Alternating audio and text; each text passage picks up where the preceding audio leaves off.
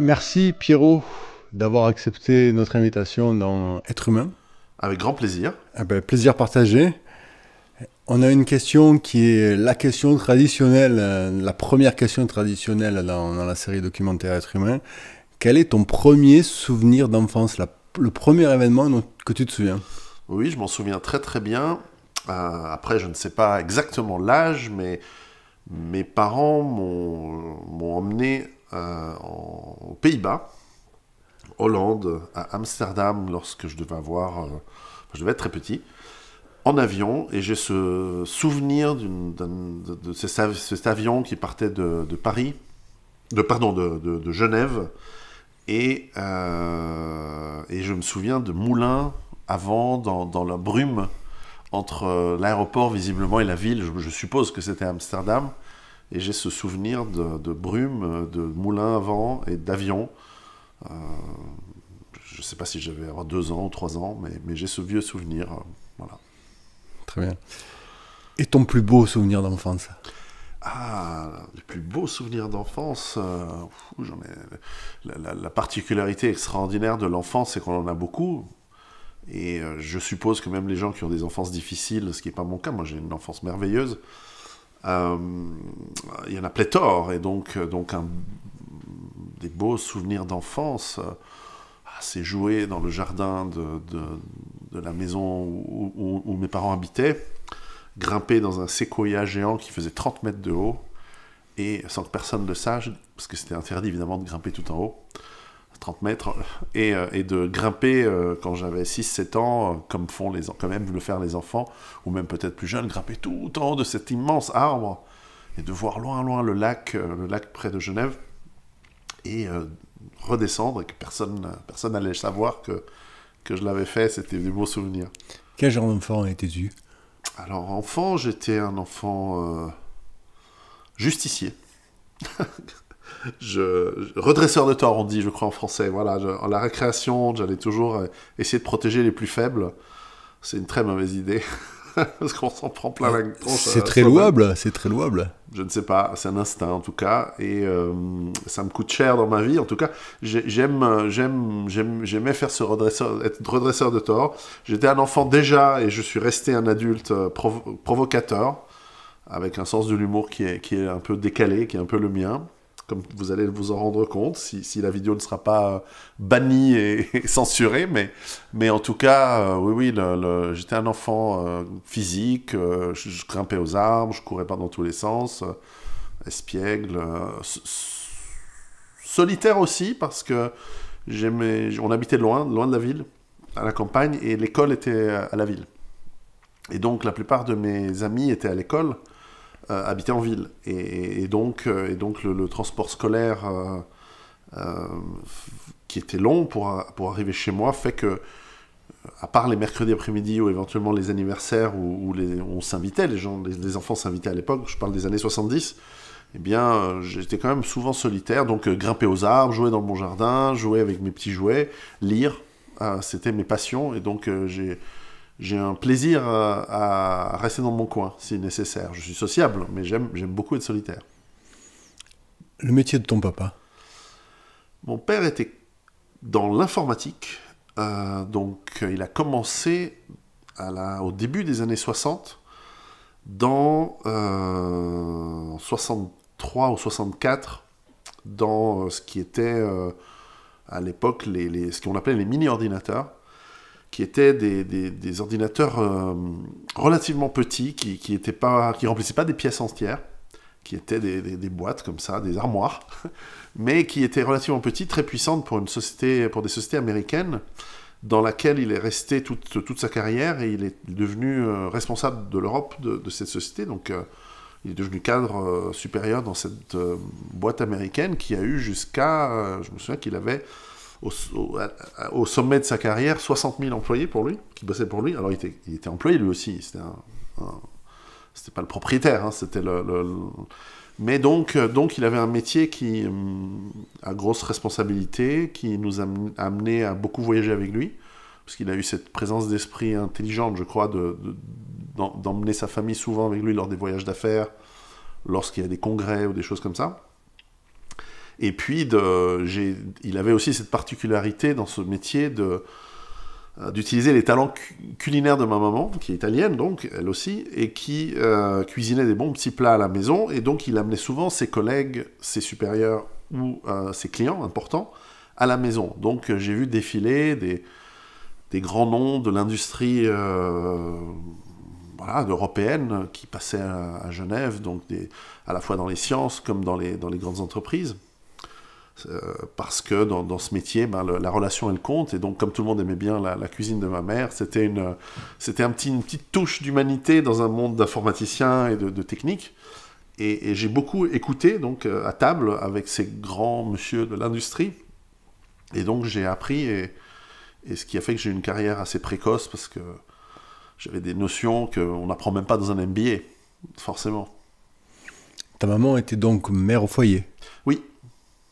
Quel rapport tu avais avec tes parents? Est-ce qu'ils t'ont enseigné des valeurs que tu as encore en toi aujourd'hui? Certainement. Les rapports avec ma mère sont simples. Elle est une mère au foyer, elle est très attentionnée et qui soigne tous les maux par la gourmandise. Ce qui a des effets chez moi dans la gestion de mon stress, de compenser par la nourriture. Il y a pire, hein. Ça pourrait être la drogue ou d'autres choses. Moi, je compense un peu avec la bouffe. Donc, je fais un peu mon yo-yo en fonction de mes phases de stress dans la vie. Et on a un rapport un peu... voilà, pour moi, la vie, c'est autre chose. C'est la philosophie, c'est la culture, la connaissance, etc. Alors elle, c'est... Quand j'arrive chez elle, comme je ferai ce soir, la première chose qu'elle va me dire, et j'arriverai à minuit ce soir, parce que j'aurai pas le temps d'aller jusque chez moi, donc je m'arrête à Genève chez elle. La première chose qu'elle va me dire, c'est bon, est-ce que tu as mangé? Est-ce que tu as bien mangé? Oui, non, mais est-ce que tu veux que je te fasse à manger? Ça va être à minuit, elle va me dire ça. Mais la cuisine, c'est une forme de philosophie aussi. C'est presque. La cuisine, c'est de l'amour. Voilà. C'est de l'amour. C'est l'art suprême. On arrive à conjuguer les 5 sens dans la cuisine. Mais c'est rigolo parce que voilà, moi je vais lui dire, mais c'est minuit. Et la deuxième chose qu'elle va me dire, elle dit, est-ce que tu veux que je fasse une lessive? Parce que probablement tu as des affaires sales dans tes valises. Je dis oui, mais non, mais c'est bon, j'ai une... Tu as encore quelque part resté son petit garçon. Et absolument. Et pour une mère italienne, tout homme a toujours 4 ans. Et c'est assez terrible. Du côté de mon père, malheureusement, il n'est plus là, donc forcément, on ne peut plus avoir de conflit, mais c'était assez conflictuel parce que c'était quelqu'un qui, je pense, n'était pas un bon pédagogue. Et il a essayé de me transmettre énormément de choses, mais très brutalement. Et donc, j'en suis à la fois reconnaissant, puisqu'il m'a transmis des connaissances, des compétences, le sens de la rigueur. Mais simultanément, voilà, si je devais finir une année en étant premier de classe, par exemple, à l'école, parce que j'avais une pression à la maison pour être premier, il fallait être premier, à tel point que j'ai sauté des classes régulièrement. Si à la fin de l'année j'étais premier, il disait « Ouais, bon, franchement, t'aurais pu mieux faire. » Donc au bout d'un moment, il y a un côté démotivant qui se met en place, parce qu'en fait, on sait qu'on ne sera jamais à la hauteur. Et donc on cherche à se développer, à s'épanouir, à se chercher, à se trouver soi-même, surtout à l'adolescence, finalement sur d'autres champs.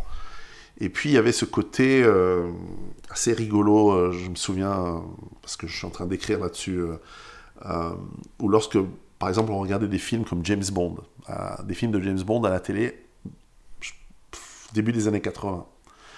Il y a forcément, à l'époque c'était Roger Moore ou Sean Connery, il y a forcément un moment où il embrasse l'espionne soviétique ou la femme du méchant, n'est-ce pas?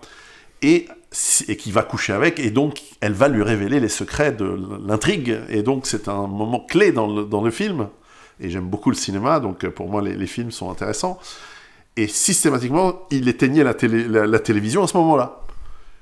Et parce que ils étaient prudes, c'était voilà l'Italie, on montre pas les gens qui s'embrassent, et puis peut-être qu'ils vont aller au lit, alors que c'était très innocent ces films-là. Aujourd'hui, on passe à autre chose. Alors évidemment, c'était hors de question de regarder des films français où les actrices étaient toujours à poil, selon eux.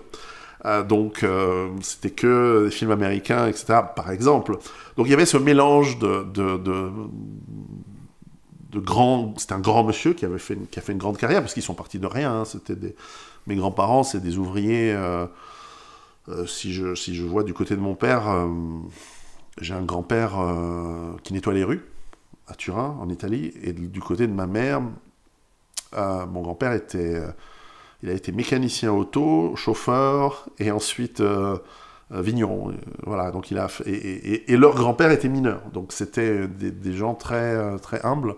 Donc il a fait une carrière impressionnante, ce qui nous met un petit peu à l'abri du besoin aujourd'hui, mais qui était dur. C'était encore cette vieille mentalité très dure, mais à la fin, j'en suis content, puisque elle nous donne la rigueur et le sens du travail, qui parfois manque chez beaucoup. À l'école, il y a une matière, une discipline que tu aimais particulièrement? Alors, la cocasserie de la chose est que à l'école, puisqu'il fallait être parmi les meilleurs, il fallait forcément être dans les scientifiques. Il fallait forcément faire l'équivalent français du bac C. En Suisse, ça s'appelle la maturité scientifique, mais c'est la même chose. Et donc, il fallait être en maths, physique, potentiellement ingénieur plus tard. Et moi, je suis un littéraire, en fait. Moi, j'aime les langues. Moi, je voulais faire de l'allemand, du français, évidemment, de la littérature, de la philosophie, de l'anglais, et toutes sortes de matières dans lesquelles j'étais bon. Alors que maths, physique, géométrie, je ramais, c'était dur. Et donc, j'étais pas très bon. Donc, j'ai, à l'adolescence, des mauvaises notes. Et donc, je me faisais engueuler à l'école et à la maison. Parce que comment c'est possible que tu aies à peine la moyenne en maths, à peine la moyenne en physique, alors que tu es en scientifique? Oui, mais peut-être que je ne devrais pas être en scientifique. Mais voilà, j'ai terminé quand même mon bac, enfin l'équivalent la suisse du bac, la maturité, avec plutôt des bonnes notes. Mais les matières que j'aimais, c'était les matières littéraires, en fait. J'aimais bien le français, faire les dissertations, donner mon avis. Voilà, j'étais déjà dans l'écriture.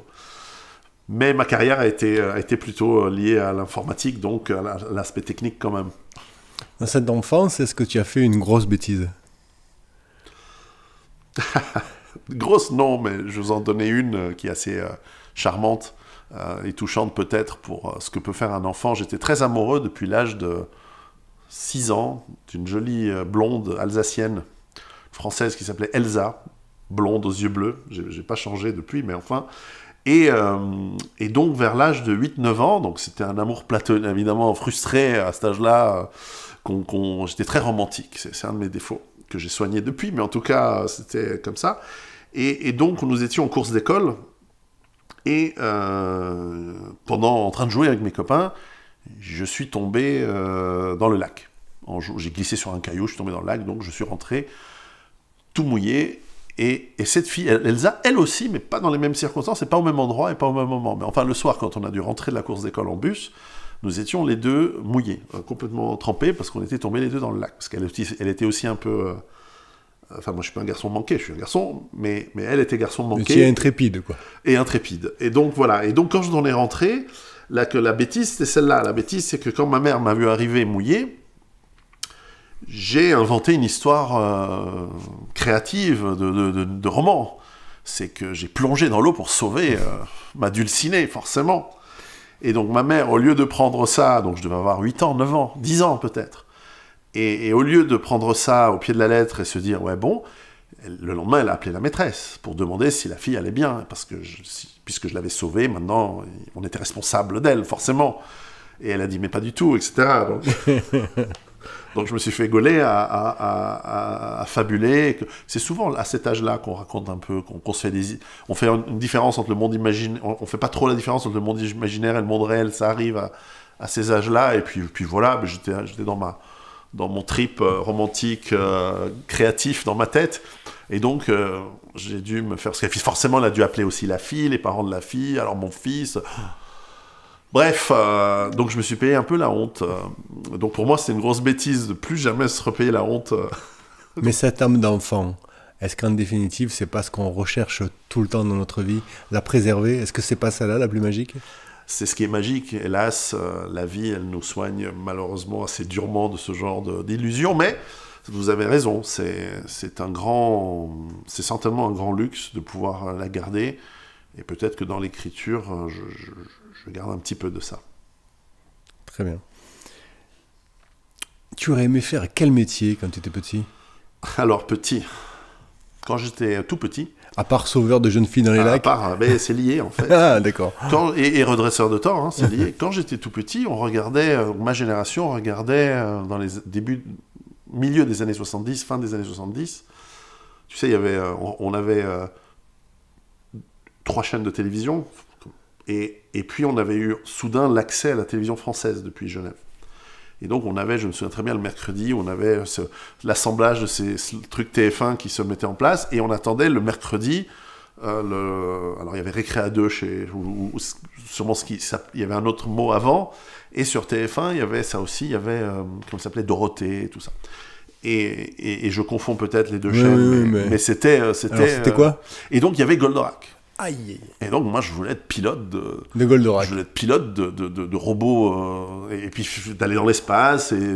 Et donc, j'ai toujours cette passion d'utiliser la technique pour aller sauver l'humanité, aller dans l'espace, faire des colonies, des trucs comme ça. Enfin, j'étais en plein dans cette idée de science-fiction et d'avenir, idée qui a été frustrée lorsque je vois que en fait, tout ce qu'on a développé comme technologie, c'est... Bon, Internet, c'est pas mal, mais on a fait du Viagra, des solutions contre la calvitie qui ne marchent pas.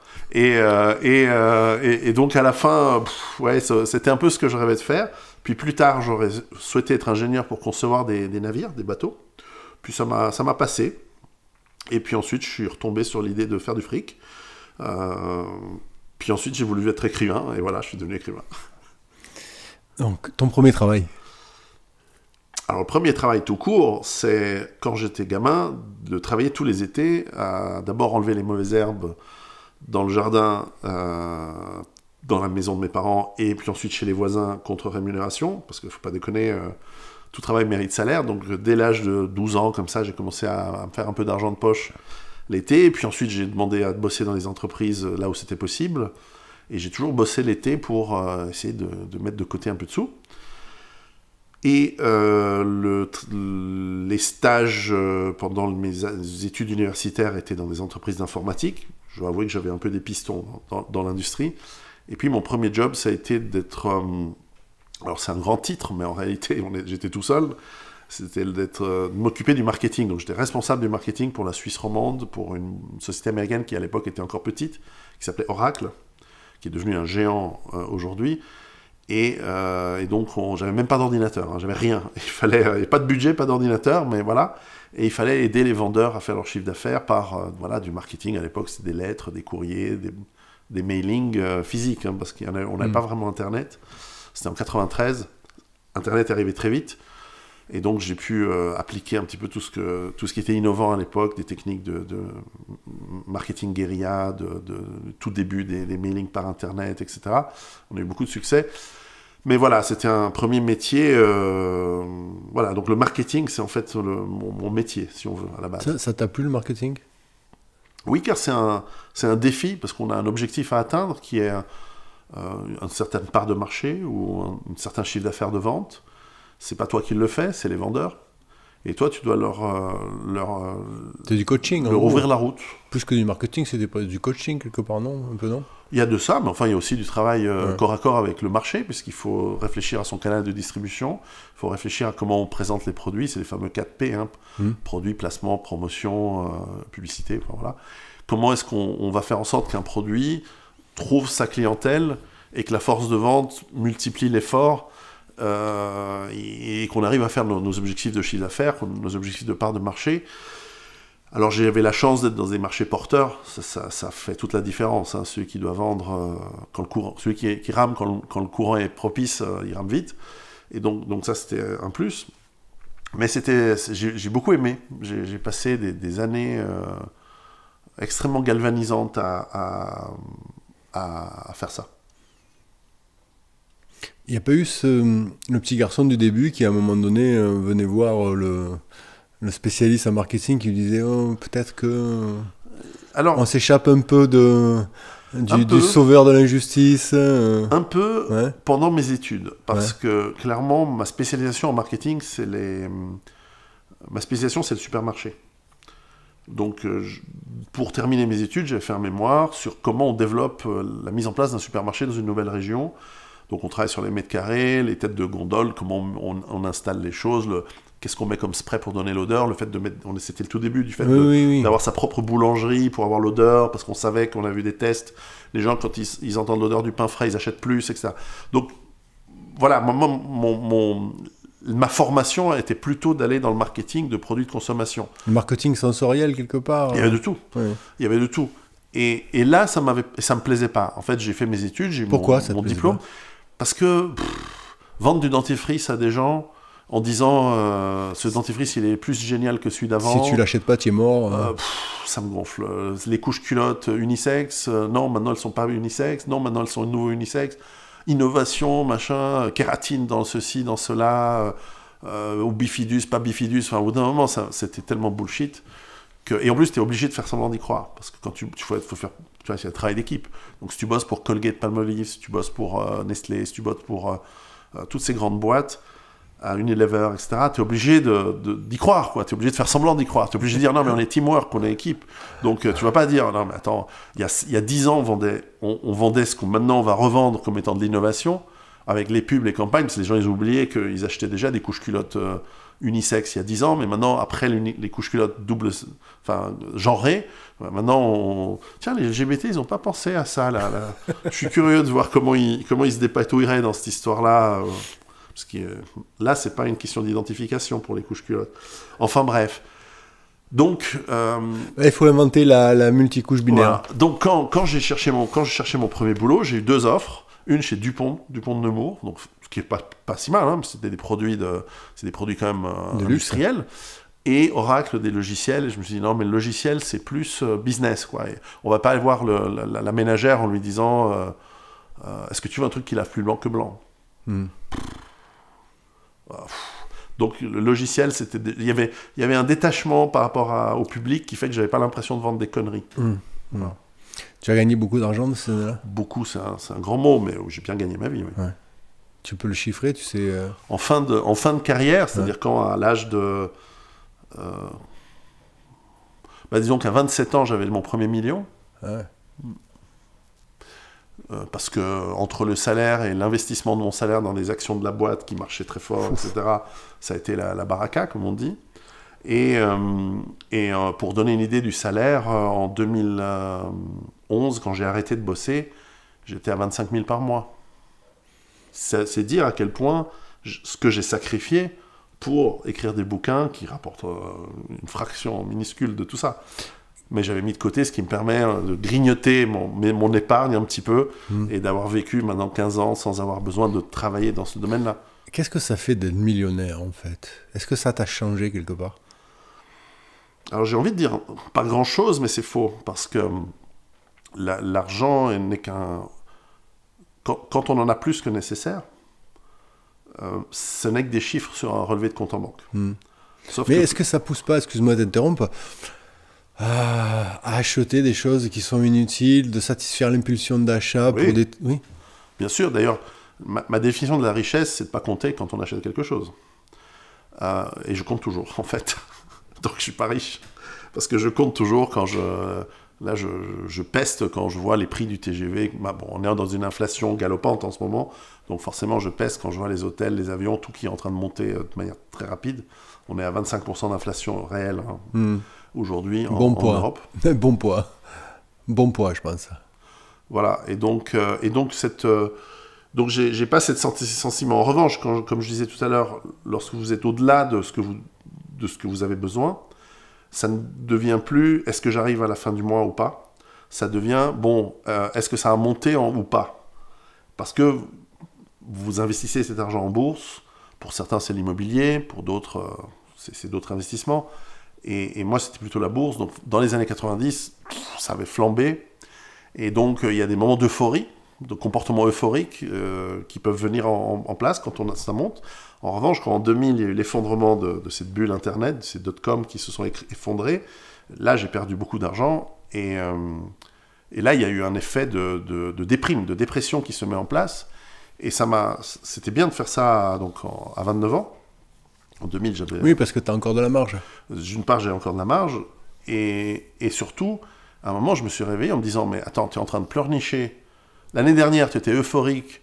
Tu allais en vacances à Courchevel avec tes potes, champagne, tout ça, parce que tu avais investi dans une société 30 000 balles et à la fin, il y avait 3 millions en 6 mois.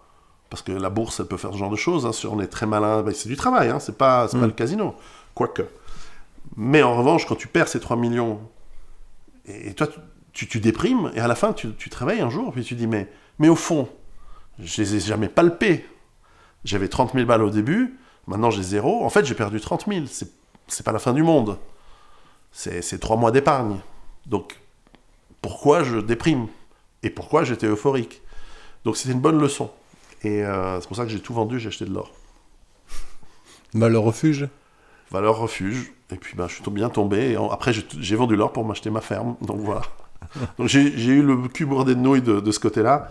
Mais aujourd'hui, voilà, j'ai peu de liquidité parce que les livres gagnent relativement peu. Même le premier qui était un best-seller, en fait, j'ai jamais été payé parce que la boîte a fait faillite. Ah, bravo. Pas de bol. Mais voilà, c'est à partir d'un certain moment, et c'est pour ça qu'il faut pas cracher sur l'argent ou même sur les gens qui gagnent de l'argent ou même avoir peur de gagner de l'argent, parce que l'argent te donne une liberté, la richesse te donne une liberté de pouvoir ensuite faire ce que tu veux, quitte à ne plus en gagner.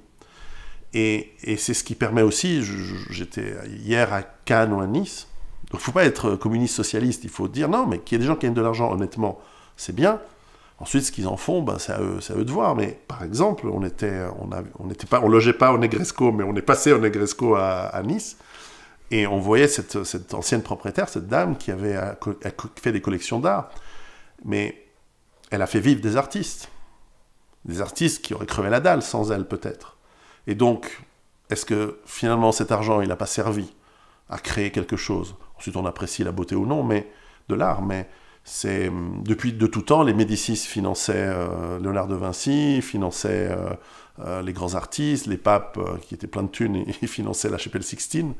Quand je l'ai vu il n'y a pas longtemps, j'étais à Rome pour une conférence en Italie, et je suis passé la voir, longue queue, faut se lever tôt le matin pour aller la voir, mais quand on voit la chapelle Sixtine, on se dit ouais, ça valait la peine d'accumuler toute cette richesse pour financer ça, parce que c'est un truc qui est beau, qui nous dépasse, qui nous transcende. Donc tout ça pour dire que l'argent, faut pas cracher sur les gens qui gagnent de l'argent. Il faut leur mettre une pression sociale pour leur dire fais pas n'importe quoi avec, mais c'est dépensé de toute façon. Donc voilà. Après, il y a des psychopathologies dans l'accumulation à outrance, ça existe aussi. C'est pas trop mon truc. Ça s'est arrêté. Tu as eu la crise des subprimes aussi, j'ai bien compris, qui a fait que tu as pu mettre de côté, mais tu as perdu tout, en gros, tous les actifs. Disons que j'ai toujours joué en bourse ce que j'étais prêt à perdre. D'accord. Et donc j'avais mis de côté quand même de quoi pour vivre dans une maison qui m'appartient, un appartement à l'époque. Et puis je me suis marié, j'ai fait des enfants. Et donc là, je me suis plutôt préoccupé de leur éducation et j'ai commencé à lever le pied au niveau du travail. J'avais entre-temps monté une société en 99 que j'ai vendue en 2005, ce qui m'a amené un peu de cash flow. Kilos de beurre dans les épinards. Mais ça m'a permis aussi de passer du temps avec mes enfants à partir de ce moment-là. Donc, par exemple, après avoir vendu ma société, en 2005, j'ai bossé dans des jobs qui étaient très faciles pour moi. Ce qui faisait que je pouvais les faire en 2 heures par jour et j'étais déjà en remote, je bossais plus chez moi. Je sais pas comment on dit en français. Depuis le Covid, c'est devenu à la mode, mais voilà, j'étais pas en présentiel, j'étais à distanciel, on dit en français. Voilà. Et donc à distance, je pouvais m'occuper de mes enfants la plupart du temps, écrire mes livres, ce qui est devenu le premier bouquin en 2011. Et finalement, j'ai kiffé ma race avec les gosses. Enfin, j'étais super content avec eux. J'ai passé et depuis, je suis resté à la maison. Donc, de 2006, mon aîné né en 2005, à la naissance du dernier 2013, du quatrième, on est 4. 4 garçons? Non, garçon, fille, garçon. Ah. Et donc j'ai passé énormément de temps avec eux. Là, maintenant, c'est eux qui veulent plus passer du temps avec moi. Ils sont grands, ils partent à l'armée, ils partent faire des études à l'étranger. Voilà, c'est leur vie. Et bon, mais le temps que j'ai passé avec eux est irremplaçable. Donc cette carrière m'a permis. S'il y a une chose de fantastique qu'elle m'a permis, c'est pas la bagnole, c'est pas les voitures, c'est pas le luxe. C'est développer le vrai luxe, c'est d'avoir vécu avec mes enfants pendant qu'ils étaient petits, parce que ça, je le ferai jamais plus. Ouais, une autre forme de richesse. Ah, c'est une richesse irremplaçable. Après, elle reste égoïste, c'est pas de l'œuvre d'art qui restera à la postérité. C'est pour moi et pour eux. C'est du temps et c'est précieux le temps. Ouais. tu as pris conscience à ce moment-là, en fait, on va rentrer dans le cœur du sujet, que ce monde tel que nous le vivions, tel que tu l'as vécu toi, était un monde qui courait à sa perte. Comment ça s'est passé? Est-ce qu'il y a eu un déclic particulier, un moment précis? Pas un moment précis, mais il y en a eu plusieurs.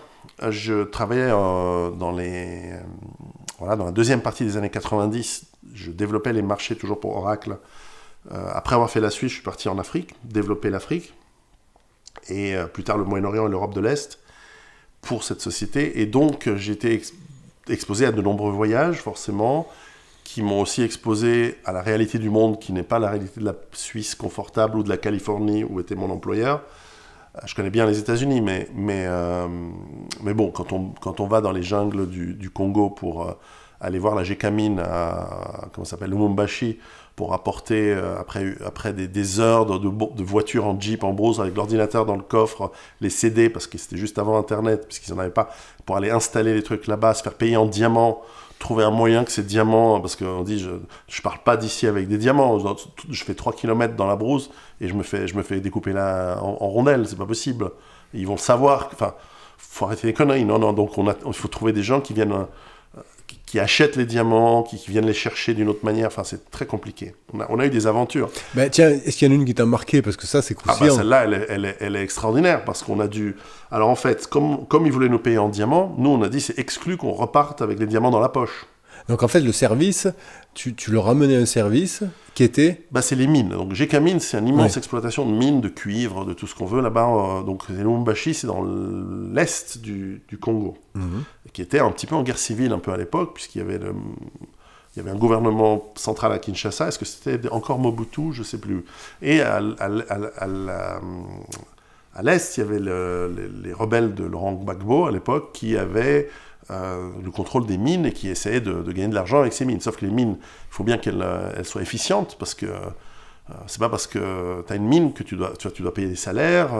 Et là, le minerai, il était exporté par l'Est, à travers les montagnes jusqu'à la côte de l'océan Indien, pas à travers les jungles jusqu'à l'océan Atlantique. Donc nous, on avait déjà comme client la mine de Zambie qui était ZCCM.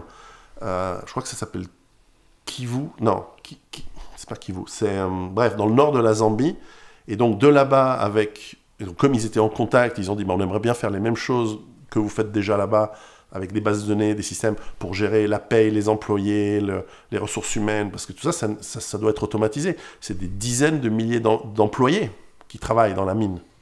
Et ces gens, ils ont un salaire. Donc tout ça fait sur note de papier avec du cash, etc. C'est un peu le bordel. Donc ils veulent organiser. En Afrique, ils sont pas cons. Hein. Ils veulent se moderniser. Ils veulent augmenter leur efficience, éviter la corruption. Parce que là, on ne sait pas qui s'en est mis dans les poches. Puis le type revient en disant j'ai pas été payé. Mais si tu as été payé, montre-moi. C'est un chaos. Donc informatiser, ne serait-ce que dans la partie entreprise, on ne peut pas demander aux travailleurs dans la mine. C'est pas des travailleurs qui viennent avec des manches et des pioches, hein, c'est des conducteurs de bulldozers, de grues, de machin. C'est des ouvriers, hein, c'est pas des esclaves. Mais donc même là, il faut industrialiser et rendre efficace cette industrie. En Afrique. Oh, absolument. Rock'n'roll quand même. Et donc tu dois te faire tes 8 heures de Jeep avec les ordinateurs, les CD, tout ça, pour installer le système de contrôle, on va dire. Et tout. Et donc, alors, ça c'est déjà une aventure, mais ensuite, comment on se fait payer? Parce qu'eux ils disent, mais nous on n'a pas d'internet, il n'y a rien, on n'a pas de banque. En plus c'est en guerre civile, donc comment on vous paye? Et on a des diamants, parce qu'on creuse aussi des diamants. Donc on vous file des diamants. Je dis, ouais, non. Alors le commercial il dit, ouais. Je dis, non, tu te rends pas compte, les 8 heures de retour, il y a des gens dans la forêt. Hein, salut cousin, tu sais, il y a les mecs, on leur a mis des diamants dans la voiture. On se fait découper en morceaux jusqu'à ce qu'ils aient les diamants. Non, c'est pas possible. Et donc on a dû dealer avec une société israélienne via Anvers, donc entre Tel Aviv et Anvers, pour que eux, en fait, payent notre siège donc en Californie, avec le montant de ce que la boîte. Et eux, ils ont dealé avec les diamants directement parce qu'ils ont leurs moyens de venir de temps en temps. Donc ils viennent en avion privé, je sais pas quoi, pour prendre les diamants. Parce que ces diamants, ils doivent bien sortir à un moment quelque part du pays. Et donc, en fait, on a dû dealer entre les Israéliens, les Belges à Anvers, enfin des Belges, les Israéliens aussi, et le siège de la boîte. Donc nous, finalement, on est arrivé avec nos ordinateurs et on est reparti à poil. Et on s'est dit, bah voilà. Après, ils peuvent nous torturer pour dire où sont les diamants, on les a pas. Donc on sera au moins sincère. Et donc ça, c'est une aventure excellente. Mais on en a plein, en Côte d'Ivoire, au Sénégal. Et puis c'est aussi des plus rigolotes, enfin des histoires rigolotes. Alors nous, on avait la particularité, j'étais dans vraiment une super équipe. Parce qu'en Afrique, il y a souvent des gens qui sont un peu, à cette époque-là, il y avait encore beaucoup de gens qui étaient en échec en Europe et qui étaient envoyés, parce que c'était des gens de bonne famille, mais en fin de race, quoi, qui étaient envoyés en Afrique, parce que genre, toi tu peux pas bosser en France, donc tu vas aller bosser en Afrique.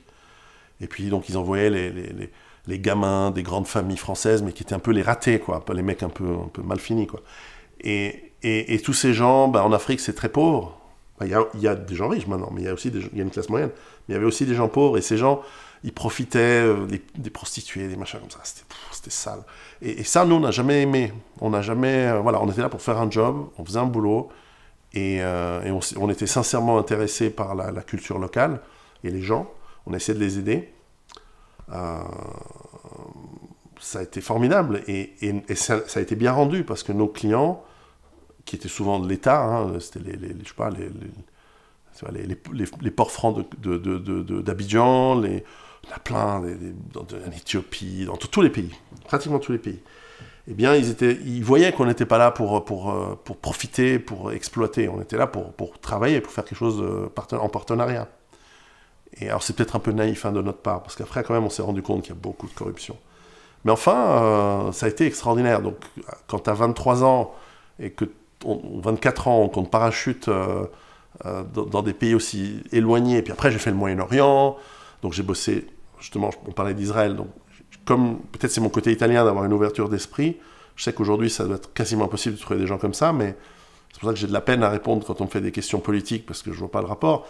Mais j'étais capable de bosser à la fois une semaine en Israël et de vendre $1 million de logiciels à l'industrie israélienne, que ce soit les pharmaceutiques, les banques ou l'armement, peu importe. Et la semaine suivante, de faire pareil en Arabie Saoudite. Et à l'époque, ils se détestaient. Maintenant, ça va. Et Dubaï, voilà, j'ai même été en Irak pendant la guerre, en 2005. Mais voilà, c'est des expériences extraordinaires de voyage. Bref, je suis en train de partir en tangente, mais ce que j'ai pu voir dans ces voyages, c'est d'abord que le monde n'est pas comme la Suisse. Alors, les gens qui nous écoutent vont se dire, voilà, j'ai pas besoin d'aller en Afrique pour le savoir, t'as qu'à venir chez nous en France. Certes, mais le monde n'est pas comme en France. C'est hyper violent, c'est dur. Quand la pauvreté est grande, les gens sont prêts à tout. Et quand je dis à tout, c'est à tout. Est-ce que tu as vu, excuse-moi de t'interrompre, mais est-ce que tu as été confronté au vaudouisme là-bas? Ou pas du tout? Peu, mais quand même. Tu as vu un truc plutôt bizarre? En Afrique de l'Ouest. Ouais, tu as vu des trucs qui t'ont choqué?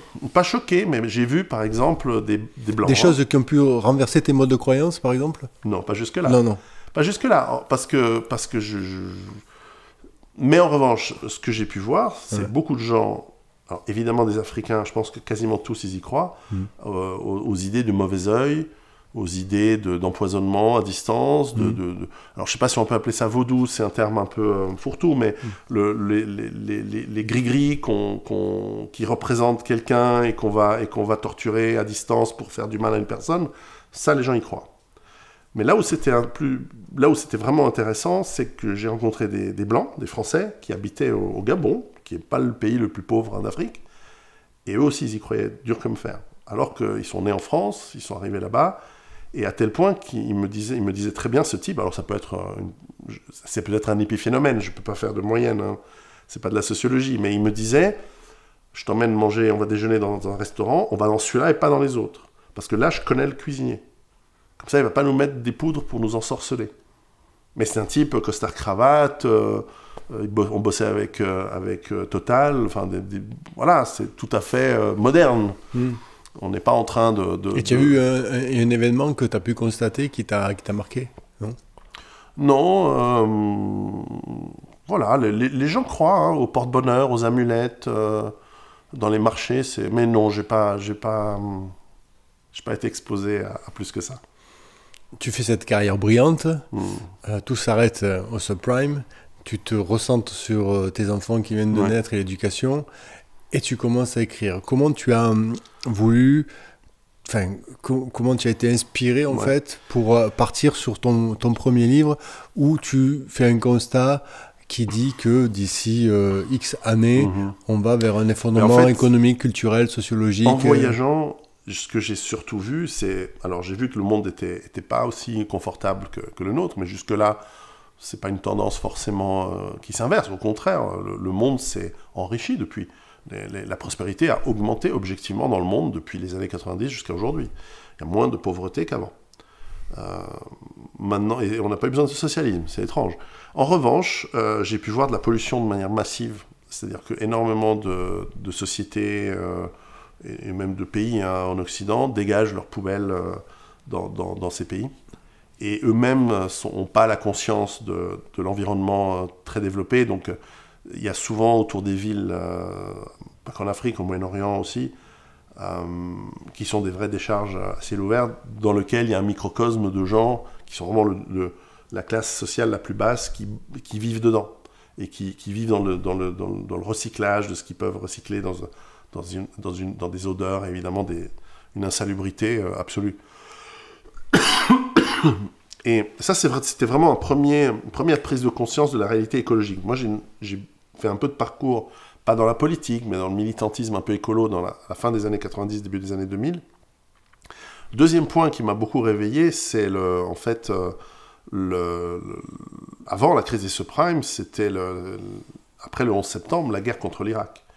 Le mensonge éhonté de dire il faut neutraliser Saddam Hussein et l'Irak parce que 11 septembre, d'abord il n'y a aucun rapport, et ensuite c'était clairement une fuite impériale, de guerre impériale pour aller occuper des ressources ou interdire ces ressources à d'autres joueurs comme la Chine, etc. Je pense que c'était uniquement ça, parce que moi j'ai trouvé que c'est tellement gros en fait, qui valent les ressources. Je me suis toujours demandé en fait s'il n'y avait pas autre chose en fait derrière. Alors, moi j'ai entendu des trucs. Ouais. Quand j'étais en Irak en 2005, c'était pas pour la guerre, c'était pour installer des systèmes. J'avais besoin d'argent, donc j'ai pris un bonus pour aller là-bas pour installer. Pour gérer un projet qui installait les systèmes pour les votations, pour les élections de 2005. Donc dans le sud, puis comme je parlais italien, j'étais dans la zone qui était occupée par les Italiens, donc dans le bas vers Nasiriyah. Et puis ça s'est bien passé, j'ai eu de la chance, il n'y avait pas trop d'attentats. Les Italiens, ils sont cool. Quand ils occupent un pays, ils disent bon, écoutez, on va pas s'emmerder, on vous laisse faire les trafics. Toi, tu veux combien pour que ce soit calme? Puis à la fin, c'était tranquille. Ils ont acheté un peu tout le monde. Ils savent faire avec les mafias, avec les terroristes, ils savent faire en Italie. C'est un peu les initiateurs des du truc. Américains, ils y vont avec les gros sabots, les tanks et tout, ça va pas. Non, puis c'était vraiment une occupation étrangère, quoi. Bref, ce que j'ai entendu dire, c'est qu'il y a eu beaucoup de vols de trucs anciens, d'œuvres anciennes, archéologiques importantes, y compris des artefacts babyloniens très anciens. Sumérien, par exemple. Voilà, de cette époque. Alors, je sais jamais... Sumer, c'est précédent à Babylone, je crois. Enfin, et là, il y a des rumeurs très folles qui circulent sur... alors, c'est des mécanismes, des piles, des batteries... alors, est-ce que c'était moi, je crois beaucoup aux civilisations. Croire. Je lis beaucoup et je me fais une idée comme quoi c'est tout à fait hypothétiquement possible de ce qu'on appelle les civilisations antédiluviennes. Et c'est très logique, on pourrait discuter. Donc, Graham Hancock m'avait beaucoup influencé dans les années 90. J'avais lu son premier bouquin qui s'appelait Fingerprints of the Gods, je crois. 99, je l'avais lu. Et c'est très convaincant. Après, j'en sais rien, je ne suis pas un archéologue, je sais pas des trucs. Mais c'est vrai que même en voyageant l'Égypte, quand on va en Égypte, les types ils disent non, mais ils ont fait ça avec un burin et des trucs. Tu te dis, mais non, ils ont utilisé des outils, c'est pas possible. Ah, on n'a jamais retrouvé les outils. Mais chez moi non plus, il n'y a pas d'outils. Quand j'ai fait construire ma ferme, quand je fais construire ma maison, je n'ai pas demandé aux ouvriers de laisser les outils dans le jardin pour qu'ils soient enterrés. Non, ils sont partis avec. Le bulldozer, il n'est plus là. Pourtant, il y avait un bulldozer, je l'ai vu. Bref. Donc, et puis il y a une forme d'intuition aussi, quelque part. Oui, il y a eu... Parce que le monde fonctionne par cycle de catastrophes. On en détermine de plus en plus finement, par exemple, en anglais, je ne sais pas en français, le Younger Dryas, qui est une catastrophe, c'est une pluie de météorites qui est tombée en Amérique du Nord, on le sait précisément, il y a 12 900 ans précisément, à quelques dizaines d'années près, on est sûr. Et on sait les conséquences que ça a fait. Bon, bah, s'il y avait une civilisation quelque part dans le monde, au bord de la mer à ce moment-là, elle a été ravagée en quelques mois, peut-être années, parce qu'on ne résiste pas à ce genre de cataclysme. C'est les films de catastrophe d'Hollywood. Bah, en fait, il n'y a pas personne qui se sauve, en fait. Sauf les Cro-Magnons, qui en fait étaient les abrutis de l'époque, qui étaient encore à Lascaux en train de faire des dessins pourraves. Et puis ceux qui étaient vraiment intelligents, ils étaient au bord de la mer, à 50 mètres ou 100 mètres plus bas. Et eux, ils ont été ravagés. Puis de la même manière, alors les gens disent, oui, mais non, mais nous aussi, on a des Maasai en Afrique qui passent leur journée à sauter en l'air avec leur lance et leur... Si notre civilisation devait disparaître d'un coup, aujourd'hui, ça fonctionnerait pas de la même manière, puisqu'on n'est pas que au bord de la mer, on est aussi ailleurs. Mais si on devait disparaître et qu'on retrouve des Maasai, est-ce qu'on dirait, ah ouais, mais autour de 2020, 2030, en fait, les humains, ils vivaient comme ça, avec des boucliers, ils étaient qu'au Kenya. Non, c'est juste qu'on a... Bref, donc c'est très possible qu'il y ait d'autres choses. Donc la question, c'est pas est-ce qu'on y croit ou on n'y croit pas. La question, c'est est-ce qu'on fait du travail là-dessus. Bref, en Irak, j'ai entendu des rumeurs comme ça, mais je peux pas les étayer. C'est presque, ça fait rêver.